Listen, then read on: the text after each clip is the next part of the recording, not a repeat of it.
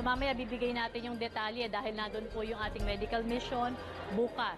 At marami po ang tumatawag po sa amin at nagtatanong tungkol po sa bisa ng Asahi Berry. Yung Asahi po ay isang uri ng berry na matatagpuan sa mga bansa sa South America. Napatunayan po ng mga eksperto na yung Asahi ay mayaman sa anthocyanins at flavonoids bilang antioxidant. Paano yung mga anak ko rin pag naiwanan ko po? Hindi makapaniwala si Mang Ruben Ferrer, isang jeepney driver. Inakala niyang mamamatay na siya dahil sa sakit na tuberculosis at hepatitis. Pero nabigyan siya ng panibagong sigla dahil di umano sa pag-inom ng super fruit juice.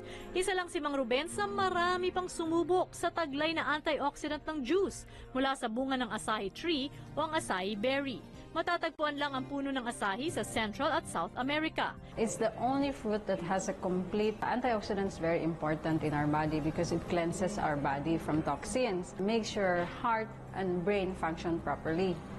And it has high protein than egg, very high in calcium, higher than milk.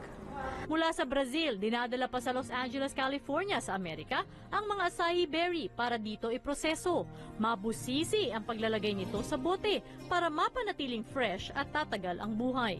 Pag hindi pa siya open, you can put it outside the shelf, in the shelf for 3 years. But make sure hindi naman katapat yung may sunlight, room temperature. Put it in the fridge for 30 to 40 days once open. Kasi po, ito ay organic, so walang preservative, walang additives. Napag-alaman din na ang Asahi berry ay mayaman sa anthocyanins at flavonoids na nagpo-protect sa ating cells. Kaya naman nakapagbibigay ito ng ibayong sigla.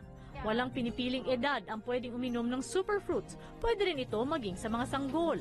Sa infant, maybe 1 ml. Sa 2 or 3 years old, maybe 5 ml. So, depende po yan sa gagamitan. For example, you're down with flu, may flu ka. So, pwede mo i-take 1/4 glass 3 times a day until yung flu mo magsasubside. And then, i-maintain mo na lang ng 4 tablespoons 30 minutes before breakfast. Inaalam din ng mga dalubhasa sa Amerika ang ibang gamit ng Asahi berry, gaya na lang ng anti-aging at weight loss. Pero higit sa lahat, umaasa ang mga tulad ni Mang Ruben sa bisang hatid nito para malunasan ang karamdamang inakalang magwawakas sa kanilang buhay.